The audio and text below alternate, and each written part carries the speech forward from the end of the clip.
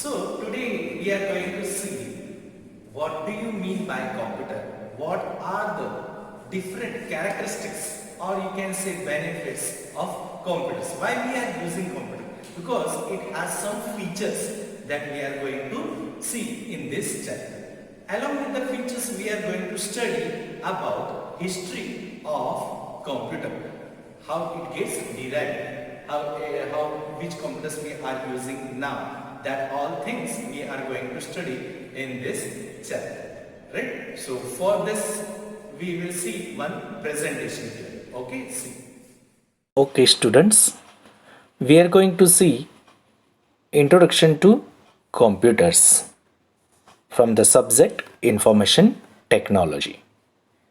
So, here we are going to see Introduction to Computers.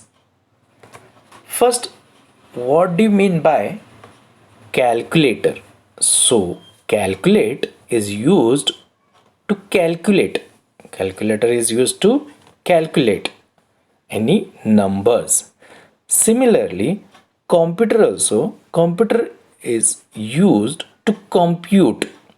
Okay, so here in calculator only calculation things are going on, and in computer computing is going on. That means we can calculate the numbers, along with the calculation we can store the numbers also. Okay, so that is why we are using computers. So what is exactly computer? Computer is an electronic machine. It takes data as input, and after processing it gives us desired output. So here you can see the three main terms are there: input, second one is processing, and third one is output. So our computer works in this cycle: input, processing, and output. Okay, so here we are going to see why we are using computer. Earlier we were having calculator also. So because it has some features, or you can say different characteristics of computers are there. Okay, so what are these different characteristics? Speed, accuracy, storage, diligence, versatility, and automation. These are the different characteristics. So one by one we will study. Okay, let's learn about this. The first one, speed. Computer performs complicated calculations in a few seconds. It processes in millions instructions per second. So computer's performance, you can say it is in MIPS, millions instructions per second. And if you are sending that information, you can say data, if you are sending any data to other computers, to the internet, so that time we are counting in terms of Mbps, that means megabytes per second, right? So computer works so fast. So computer is a very fast machine. The second one is accuracy. Accuracy, that means what? Computer never commits mistakes. Whatever comes as input, it gives as per desired output. So whatever the data entered by the operator, or you can say user, the same data it will give out by the computer. So accurate data we are getting. So computer performs a task accurately. It performs a task accurately. Okay, then the third one is storage, or you can say large memory. So here we can see different types of memories are there. So computer stores large amount of data in floppy disk, in hard disk, in compact disk, pen drive, right? portable hard disk. Like that, computer stores large amount of data in different devices. Now the next characteristics is diligence. Diligence means what? So computer works tirelessly for a longer time. It never tired. It does not it does calculation in same speed after long time also. So computer can work continuously without getting tired. Okay, so this one is the fourth characteristics. Now fifth characteristic is versatility.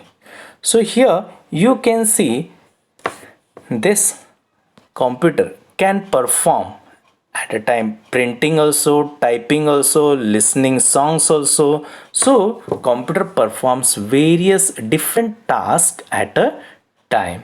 We can type while listening songs as well as printing from same computers, and typing is also going on. So one computer can do different types of work at a same time. So that is a versatility. The next one is automation. Automation, that means what? Computers does it work automatically. No need to give instructions again and again. So whatever the decided time is given, so in that time computer does it work. So that is the automation. So like this we have studied the different characteristics of computer. Okay, which characteristics we have studied? Okay, once again we'll see: speed, accuracy, storage, diligence, versatility, and automation. Now the next one, what are the limitations of computers? So the main thing, it has no intelligence. So computer does not have own intelligence. It requires users instruction to perform any task. So here intelligence is not there like a human being.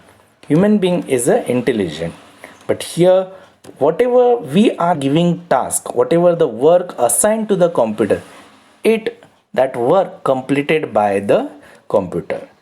So second one is no feelings or emotions.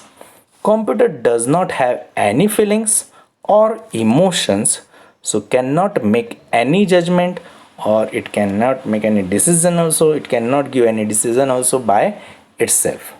Okay, so here you can see this small picture. I am not feeling well today, so computer will not tell like this also.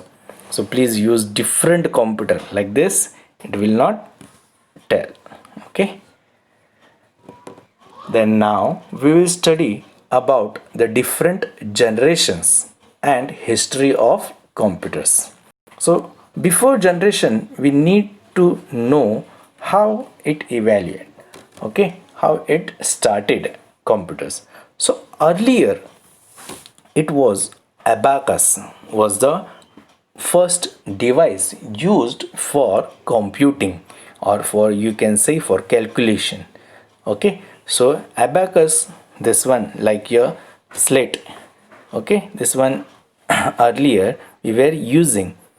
So it was used in China, Egypt before 2500 years ago. Okay, so this device is known as abacus. After that we have checked the different devices one by one. So in 1614 John Napier, he developed one his own machine. That one is a log table. Okay, so that he drawn on a wooden board, so that is why it is known as a log table, and it is on the bone, so that is why it is known as a Napier's bone. Then next one, Blaise Pascal, he made one device. That device is known as a Pascaline. That device is known as a Pascaline. Then the same machine developed by Gottfried and Leibniz. What they did, so earlier Blaise Pascal, he developed that machine only for addition and subtraction. Then Gottfried, he done some changes, and from the same machine we can do multiplication and division also. Then next one, the main thing, it came Charles Babbage. So Charles Babbage, he did not invented computer, but he gave the idea of computer, right? So in 1812, Charles Babbage invented difference engine. It is used to generate mathematical and statistical tables. So this one is a difference engine. Nowadays also you can see this machine. It is in London Museum. Charles Babbage developed another analytical engine which can use to store numbers, and it is used to do big calculation. So that is why here it came the main computer's idea. So that is why this idea given by Charles Babbage, so that is why he is known as a father of computer. Okay, so first time computer comes in exist in 1946. First electronic computer was developed at University of Pennsylvania. What was that machine? ENIAC. This machine is a ENIAC. ENIAC means electronic numerical integrator and calculator. So that same time in 1940, Dr. Howard, he developed electronic computer to store data and to do calculation. Now we'll start with the different generations of computers. Okay, in this generation of computers, total 5 generations are there. So first generation, you can see here the small different vacuum tubes are used, right? So these vacuum tubes are used for the main purpose. That means for the processing purpose, these vacuum tubes are used. So when it was start, that generation, it was start in 1940 and it was there till 1956. So that time as a processor, they used vacuum tubes. That time internal memory of this computer is only 1 KB. So that is why they were using punch card. They were using punch card to store data. So that time they were using machine language. So many operators are not there. Only those who can work with the machines, they only operating the computers. And it was, you can see, it was very heavy and large in size and slow in speed. So only it was used for the scientific research. Okay, so earlier whatever I told, which machine it was, this machine is ENIAC. Okay, so this one is the first generation of computer. Now the second generation of computer. In the second generation of computer, that processor changed. Instead of vacuum tubes, so here it started transistor. This one is a transistor. So as a semiconductor device, they used transistor. Internal memory size also, it gets increased, and external, they have started magnetic tapes. So that is why it becomes smaller in size and little bit faster also. Okay, this time they have worked on some languages so that they can operate computers. So Fortran language and COBOL language, it was developed for the computer. So that time, example, ENIAC 1401, that means developed ENIAC. and this time IBM also, they have developed their one own computer. So this one, it was in second generation. So that second generation, you can see 1956 to 1964. Okay, so here now we are going to check third generation of computer. In third generation of computer, again the main thing is processor. So processor changed, and here the new thing it arrives, that one is a IC. So IC, that means integrated circuits. IC introduced. So because of IC, the size of that computer, it reduced, so smaller in size and more accurate than the second generation. And they were started using machine language also and programming language also.